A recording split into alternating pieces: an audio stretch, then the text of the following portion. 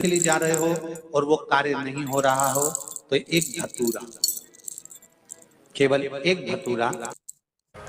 कई लोग कहते हैं गुरुजी ने सबको स्वार्थी बना दिया। लोग मंदिर जाते हैं तो कुछ ना कुछ मांगने जाते हैं।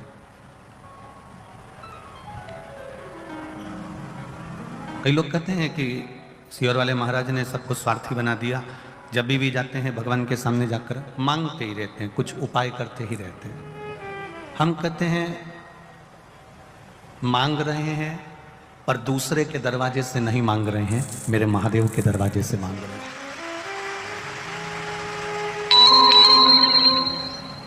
तुम्हारे जैसी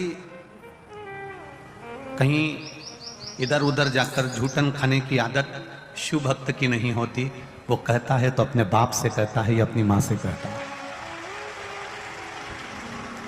अपने पिता से कहेगा या अपनी मां से कहेगा। जो कुछ कहना है हम अपने देव से कहें, अपने महादेव से कहें। हम कहीं इधर उधर तो नहीं जा रहे, किसी दूसरे धर्म में हम प्रवेश तो नहीं कर रहे। हम कम से कम अपने धर्म के लोग कहें, जिसको देखो वो मंदिर में कुछ ना कुछ मांगने आता है, मंदिर में मांगने जाता है। कैसे भी जा रहा हो, स्वार्थ से जाए चाहे निस्वार्थ से जाए। इतने में लक्ष्मी जी बोली, जितनी तू परेशान है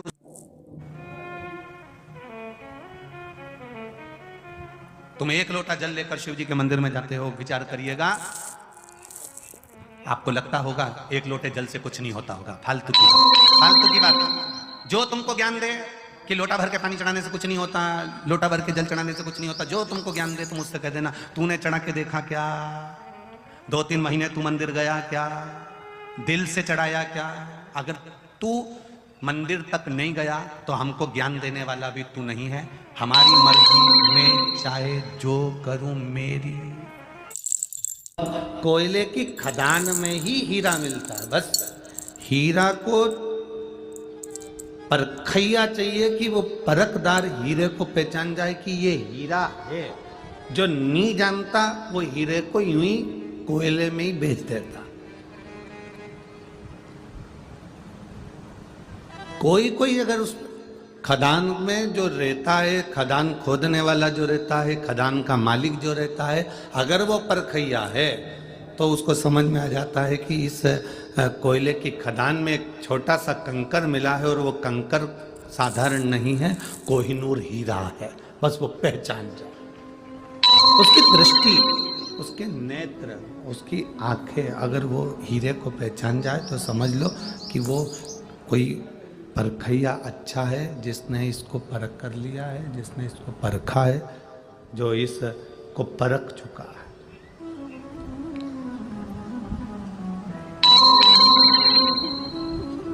जो परखैया नहीं होता, जिसमें परख नहीं होती, वो कोयले की खदान में हीरा उसके हाथ में अगर आ भी जाता है तो कंकर समझकर वो फेंक देता है। परखैया होगा तो हीरे की कीमत को जानेगा। बानी में इतने सारे भक्त रहते हैं, यवतमाल जिले में इतने सारे लोग रहते हैं, सबकी सब शिव महापुराण के परखदार नहीं होंगे। हीरे को परखने वाले यहां बैठे हुए हैं जो हीरे को परखते हैं कि शिव पुराण है क्या।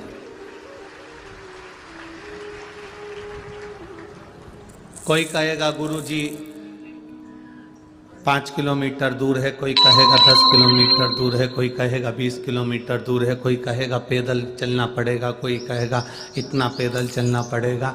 हम कहते हैं कि जो शंकर जी की शिव पुराण की कथा तक पैदल चल लेता है, फिर उसको बैकुंठ तक पैदल नहीं जाना पड़ता, नंदी पर बैठकर ही जाता। फिर वो सहज नहीं है, साधारण नहीं है, उसमें कोई सहजता नहीं। और तेरी कृपा बिना न हिले एक भी, लेते सांस तेरी कृपा से तनु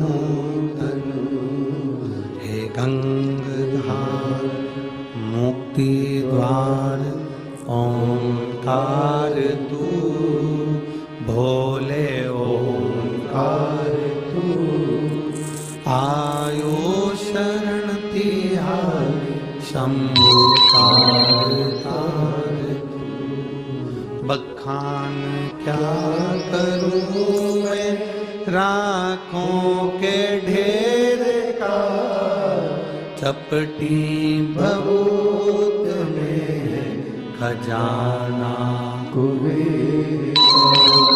हे गंगधार मुक्ति द्वार ओंकार तू भोले ओंकार तू आयो शरण तिहारी शंभु तार तार तू। अगर आप बैठे हैं भगवान शिव की पवित्र कथा का लाभ लेने के लिए, भगवान शंकर की कथा को अपने जीवन में उतारने के लिए, परखदार है, परखैया आया। हीरे की खदान में से कंकर बहुत निकलेंगे, उसमें से हीरे को परखना, हीरे को जानना है क्या ये हीरा श्रेष्ठ है, यह हमारे काम का है, क्या ये हीरा श्रेष्ठ है, क्या ये हमारे काम का है, उसको परखना पड़ेगा।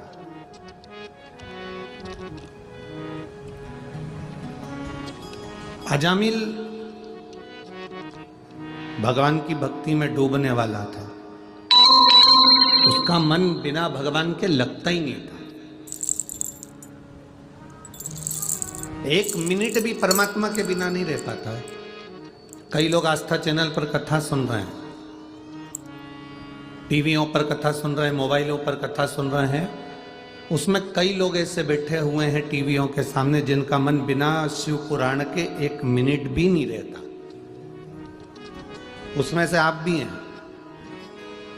आप कोई अलग से नहीं है, आप भी उसी में ही हो।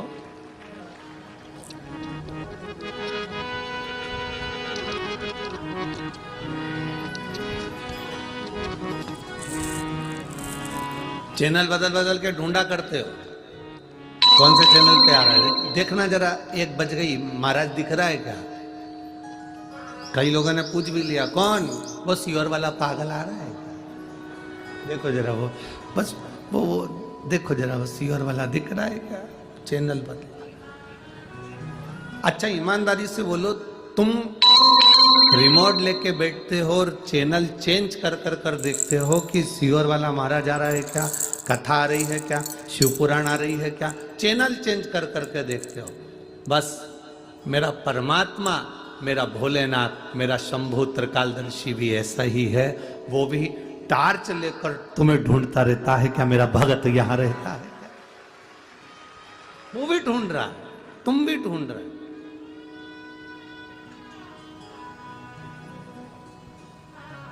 अभी भटिंडा पंजाब में कथा थी, तो वहां पर हमने कथा में वर्णन किया संत शिरोमणि श्री गुरु नानक देव जी का, और वर्णन किया उनके शिष्य बाले का।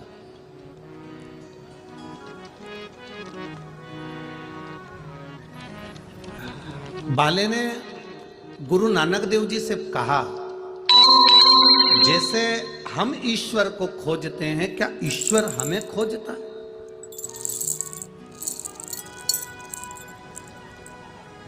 भटिंडा पंजाब की कथा में ये प्रसंग आप लोगों ने टीवी पर सुना होगा।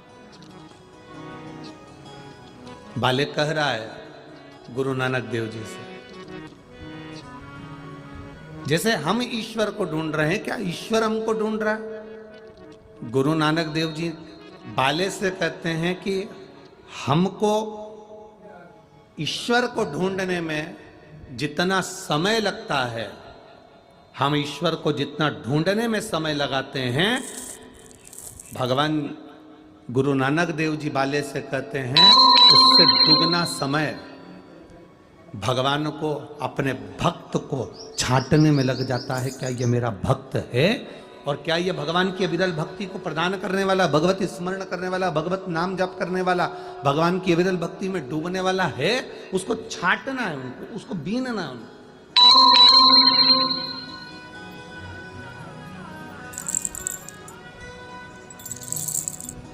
अब आजकल की बहुओं को तो सब सामान जो है ना बड़ा सरलता में मिलने लगा। मॉल में जाओ, दुकान पे जाओ, छटा छटाया बिना बिनाया तिल्ली मिल जाती है। तिल, पहले के ज़माने में तो तिल अगर आता था तो यहाँ पर माताएं बुजुर्ग बैठी होंगी, बड़ी बड़ी माताएं बैठी होंगी, और कई बड़ी बड़ी जेठानियाँ और नंदे आदिक आदिक जो बैठी होंगी, उनको मालूम होगा तिल लेकर आओ, फिर उसको बोलो जरा लड्डू बनाने से पहले क्या करना पड़ता है? तिल को पहले धोना पड़ता है, धो के फिर सुखाना पड़ता है, सुखाने के बाद वापिस छांटना पड़ता है, छांटने के बाद फिर उसको वापिस चलनी से चालना पड़ता है, छानने के बाद में फिर लड्डू बनाए जाते हैं। आज के ज़माने में तो तुरंत बाजार से गई बिनी बिनाई तिल्ली आ गई, धोने की जरूरत नहीं, तिल्ली आई, लड्डू मिलाया और निपटा निपटू के।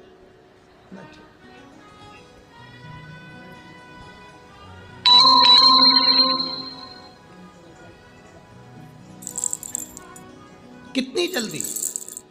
अब किसी ने ये कथा किसी ने सुन ली और सुनने के बाद किसी ने कहा गुरुजी आप कहते हो आज के ज़माने में बिल्कुल एकदम क्विकली काम है, चुटकी बजाते से ही काम हो जाए, एक बार बस फोन करो पिज़्ज़ा तुम्हारे सामने है, फोन करा तुम्हारे सामने नाश्ता आ गया, फोन करा तुम्हारे सामने भोजन आ गया, फोन करा तुम्हारे सामने ये आ गया।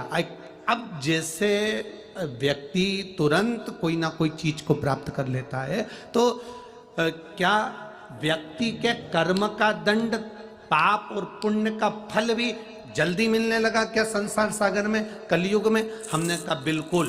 पहले के समय में भगवान के पास में भी एक मोटी मोटी फाइल होती थी, फिर उसमें देखते थे लीलाबाई ने क्या क्या करा, कमलाबाई ने क्या क्या करा, भैरू सिंह ने क्या क्या करा, जगदम्बा ने क्या क्या करा, उसमें देखा जाता था। अब भगवान भी लैपटॉप रखने लगे, अब भगवान के पास में भी लैपटॉप है। भगवान बस तुमने अच्छा कर्म करा, तुमने भूखे को भोजन कराया, प्यासे को पानी पिलाया, तुमने किसी के लिए अच्छा करा, किसी को दवाई की जरूरत है और तुमने उसके लिए 2 रुपए की दवाई निकालकर उसको दवा दे दी, आपने किसी गिरते हुए व्यक्ति को संभाल लिया, किसी भूखे को भोजन करा दिया, प्यासे को पानी पिला दिया, किसी का साथ आपने दे दिया, तो निश्चित है भगवान के पास एक लैपटॉप रखा हुआ है, वो क्लिक करता है और तुम्हारे पुण्य तुम्हारे सामने आकर खड़े हो जाते हैं। तुम्हारा किया गया दान, तुम्हारा किया गया सत्कर्म, तुम्हारा किया गया पुण्य, तुम्हारा किया गया दान, तुम्हारा किया गया सत्कर्म तुम्हारे सामने आकर खड़ा हो जाता है। इसीलिए हम पहले भी कहे, आज फिर कहते हैं, मत बुरे कर्म कर वरना पछताएगा, भगवान की आंखों से तू बच नहीं पाएगा, तू बच नहीं पाएगा। अरे ओ अज्ञानी मत कर, अरे ओ अज्ञानी मत कर, तेरे कर्म का फल भी तू ही पाएगा, जैसा किया तूने तेरे आगे आएगा। मत बुरे कर्म कर बंदे वरना पछताएगा, भगवान की आंखों से तू बच नहीं पाएगा, तू बच नहीं पाएगा। अरे ओ अज्ञानी मत करना। हमारे पुण्य प्रबल होते हैं तब कुछ अच्छा होता है, हमारे पाप प्रबल होते हैं तो हम सत्संग से दूर हो जाते हैं।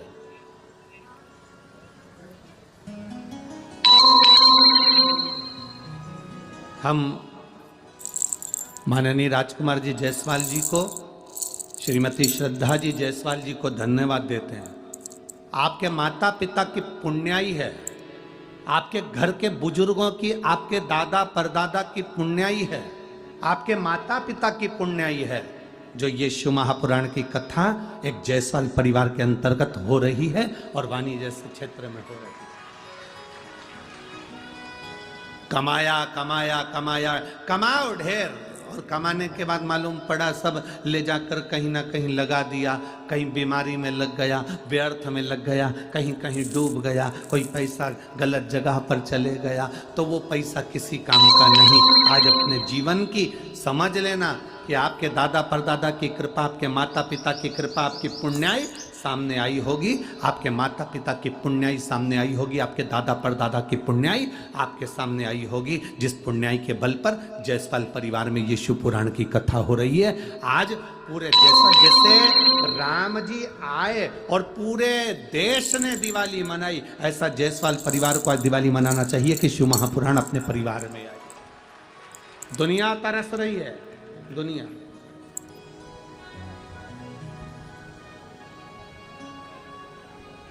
और जितने यहां बैठे हो, शिव महापुराण की कथा को जितने भक्त श्रवण कर रहे हैं, अपने आप को भाग्यशाली समझना कि हम भगवान शंकर की कथा को सुनने के लिए उनके पंडाल में विराजमान हैं।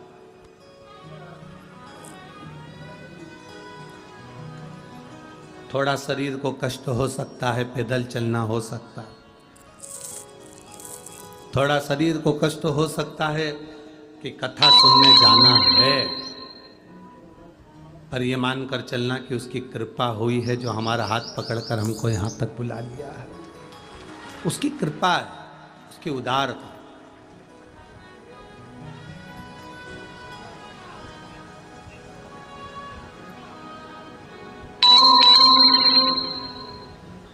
कितना कितना भाग्य।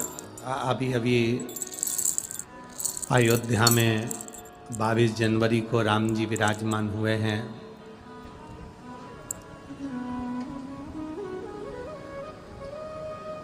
कितना वहाँ बैठे हुए जितने संत साधु गुरुजन, जिन जिन को आमंत्रित किया गया था और जो उस पंडाल में राम जी के उस प्रतिष्ठा के साक्षी बने, वो कितने भाग्यशाली होंगे कि भगवान राम ने कृपा कर कर उनके प्राण प्रतिष्ठा के साक्षी बनने का मौका दिया।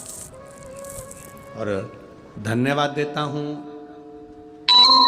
राम मंदिर ट्रस्ट को, जिन्होंने हमको भी उस राम जी की प्राण प्रतिष्ठा के साक्षी बनने का सौभाग्य प्रदान किया। हम भी, ये भगवान की कृपा है, बिना कृपा के कुछ नहीं हो सकता, दया है। तो कहीं हमारे पुण्य प्रबल हुए, और जब पुण्य प्रबल होते हैं तब कुछ अच्छा होगा, बिना पुण्य प्रबल के कुछ नहीं हो सकता। सब अपने अपने घर में सो रहे होंगे, जाने का मन भी बनाया होगा कि मुझे जाना है वाणी में कथा सुनने के लिए।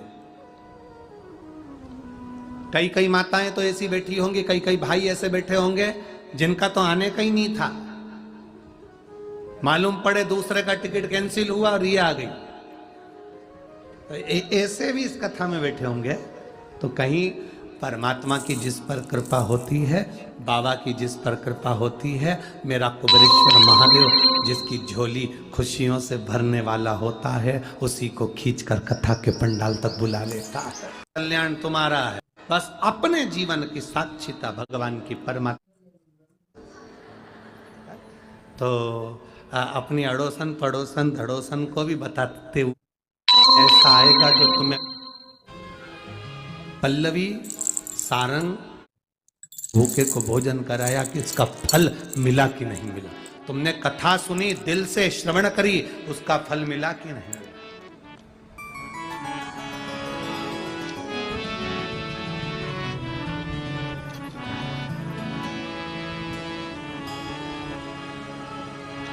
आप अपने मन में जब पवित्र भाव उत्पन्न कर लेते हैं, भगवान मिल जाए, परमात्मा प्राप्त। जामिल के घर में चौथा बेटा होने वाला है, चौथा बच्चा। पूर्व का पुण्य कैसे प्रबल हुआ, पूर्व का पुण्य कैसे जागृत हुआ।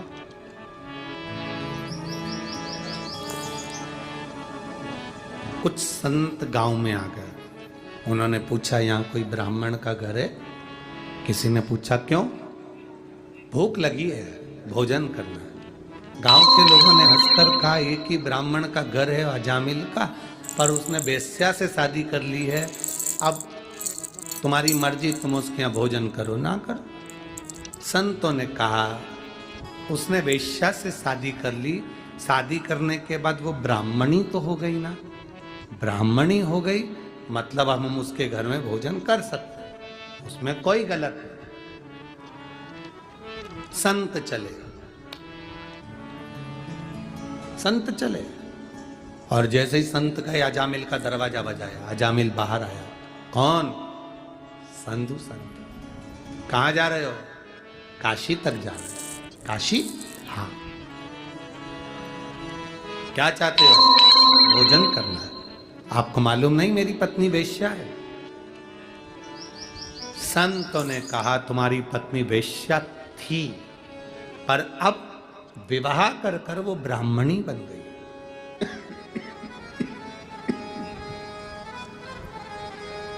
विवाह कर कर वो ब्राह्मणी बन गई। हम आपके यहां भोजन कर सकते हैं, ठीक है, मैं भोजन तो करा दूंगा, पर मेरे पास इतना धन नहीं कि मैं आपको दक्षिणा दूंगा। मेरे पास दक्षिणा देने का पैसा वैसा नहीं है।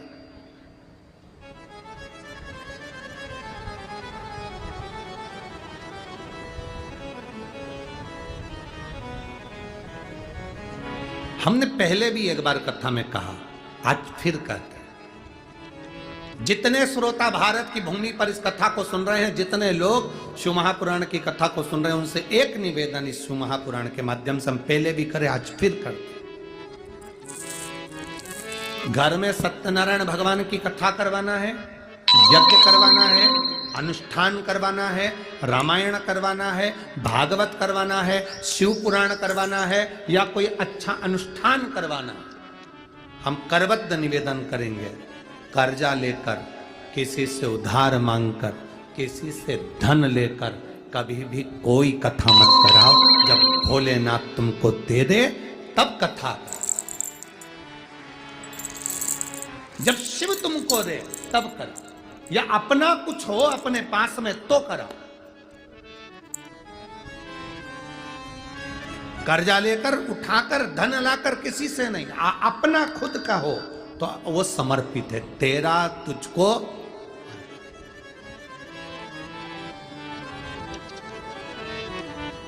उसका फल मिलेगा, उसका फल मिलेगा, उसका आनंद मिलेगा। अपना खुद का होगा, उसका सुख हमें प्राप्त होगा। कर्जा लेकर। कितना सुंदर शिव पुराण में कहा। आपसे भी निवेदन है, आपसे भी, किसी मंदिर में, शंकर के मंदिर में जाओ,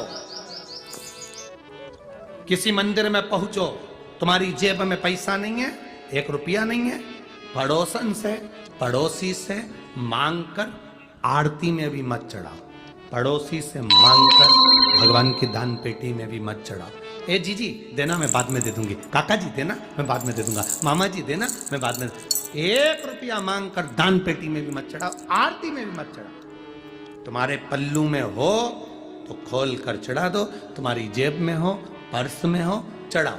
पर मांग कर पैसा भगवान के सामने किसी से मांगा और भगवान को चढ़ाया, भगवान को स्वीकार नहीं। क्यों स्वीकार नहीं?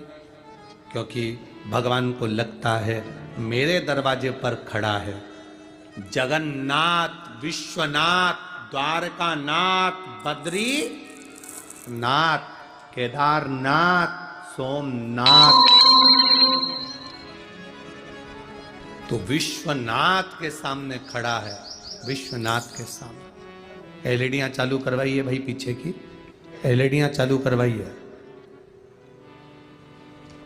विश्वनाथ के सामने खड़ा है। और विश्वनाथ के सामने, सोमनाथ के सामने, केदारनाथ के सामने, बद्रीनाथ के सामने, द्वारकानाथ के सामने, जगन्नाथ के सामने खड़ा होकर दूसरे से मांगकर फिर तू दे रहा है। शिव जी कहते हैं लोग मुझे विश्वनाथ कहते हैं, सोमनाथ, केदारनाथ कहते हैं। अगर मांगना है तो तुम मुझसे मांग, तेरी जेब अगर खाली है तो तुम मुझसे बोल। मैं दुनिया को देता हूं तो क्या तुझे नहीं दे सकता? क्या तुझे नहीं दे सकता? तुझे मांगना है तो मुझसे मांग, मुझसे मांगेगा मैं तुझे दूंगा, दूंगा तब तू समर्पित करना। भगवान से प्रार्थना करो, भगवान ऐसी कृपा करना, ऐसी दया करना।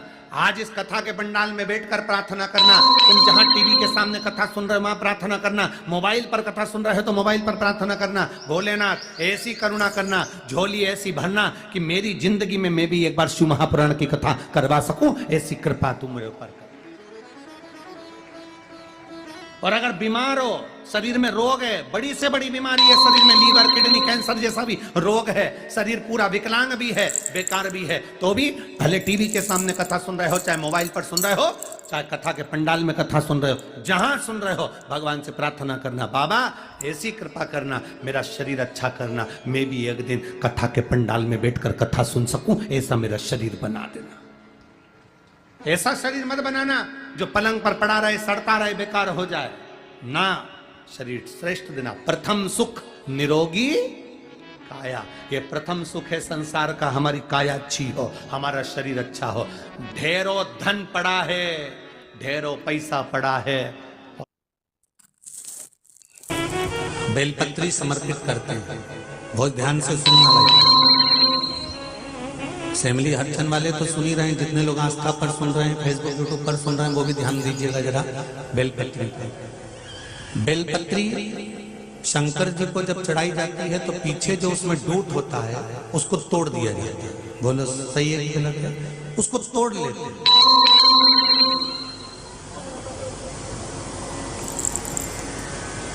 अगर 16 सोमवार का व्रत कर रहे हो, पशुपति व्रत कर रहे हो, सोमवार का व्रत कर रहे हो, हरताली का तीज कर रहे हो, या कोई विशेष उत्सव वाला व्रत धारण कर रहे हो जो शंकर जी को आपको बेलपत्र चढ़ाना, तो इसका जो चढ़ा हुआ डूट है वो डूट आप अपने घर में उसको रखो। कब तक रखना है? जब तक आप शंकर भगवान की पूजन ना करो।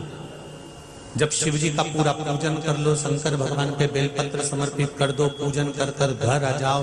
घर आने के बाद में 1 घंटा 2 घंटा जब आपको हो जाए, तब जो बेलपत्री का डूट तोड़ कर रखा हुआ है उसको उठाकर घर में से घुमाकर फिर बाहर फेंको। क्यों? उसका कारण क्या है?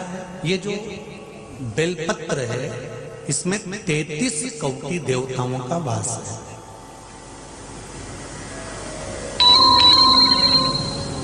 ब्रह्मा, विष्णु, महेश ये 3 पत्तियों के रूप में है। बीच में जो डंडी है, इन 2 पत्तियों के बीच की डंडी से लेकर बीच की जो डंडी का स्थान है, ये 33 कोटि देवी देवताओं का स्थान है। इस डंडी के पीछे का जो थोड़ा सा भाग है, ये संत, साधु, सन्यासी, तपस्वी, साधक, उपासक जो भगवान शिव की आराधना में जो गण लगे रहते हैं उनका वर्णन करता है। पीछे जो आखिरी में छोटा सा डूट ले जाता है वो हमारे घर के जितनी कष्ट है, रोग है, बीमारी है, दुख है, तकलीफ है, इसका हरण करने के लिए होता है। इसलिए इसको तोड़कर रखने के बाद, शिव जी को समर्पित करने के बाद वो डूट बाद में उठाकर फेंका जाता है, जिससे हमारे घर में कोई बड़ी बीमारी आ रही हो, कष्ट आ रहा हो, रोग आ रहा हो, तकलीफ आ रही हो, तो भोलेनाथ इसको आप हमारी पूजन को स्वीकार कर कर इसको बाहर फेंक दीजिएगा, इसको नष्ट कर दीजिएगा, इसको समाप्त कर दीजिएगा। उस डूट की महत्व, जैसे तुलसी की जड़ को घिसकर चंदन बनाया जाता है, जिसको कौन सा चंदन कहते हैं? जम के बोलो जरा, हरी चंदन। बेलपत्री की जड़ को घिसकर चंदन बनाया जाता है, जिसको हर हर चंदन कहते हैं।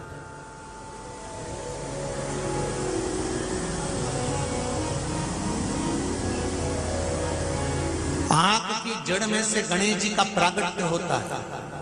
दर्शन करें इसमें आंकड़े की जो जड़ होती है उसमें से गणेश जी का स्वरूप निकलता है। ये एक नियम, एक आनंद।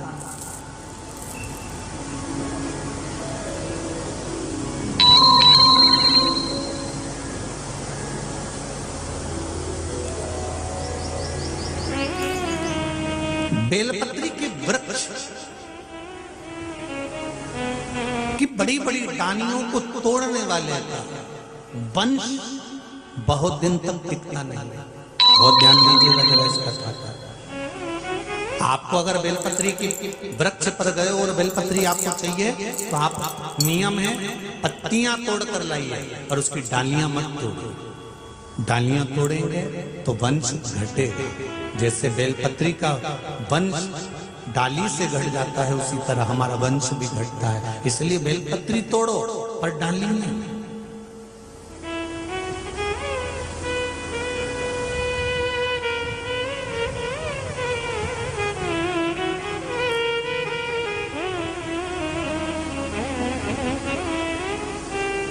वहां डाली नहीं तोड़नी।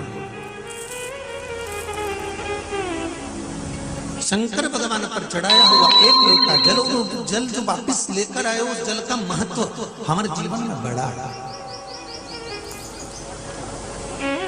बड़ा बड़ा।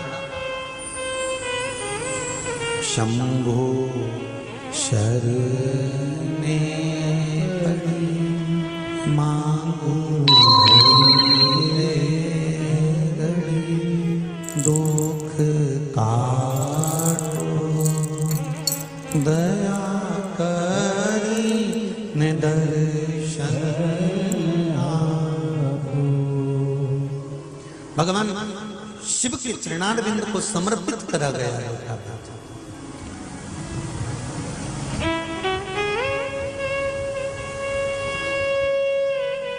पितरों की 3 बेटियां मेना, धन्या और कला पितृलोक में विराजमान।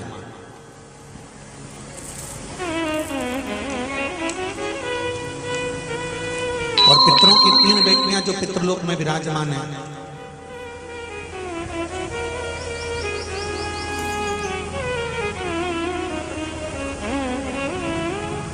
कोई आपसे पूछे सीहोर वाले महाराज जी ने जो नर्मदा जी के पूर्व जन्म की कथा कही है वो कहां से बोली है तो आप उसको बता देना। वायु के बोलो जरा।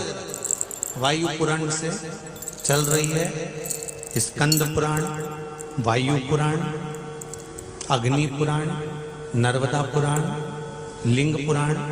ये 5 पुराणों में से लेते लेते ये शिव महापुराण की कथा के क्रम में चल रहा है। जिसको पढ़ना हो इन पुराणों में से छांटना मिल जाएगा, आप आनंद पाओ।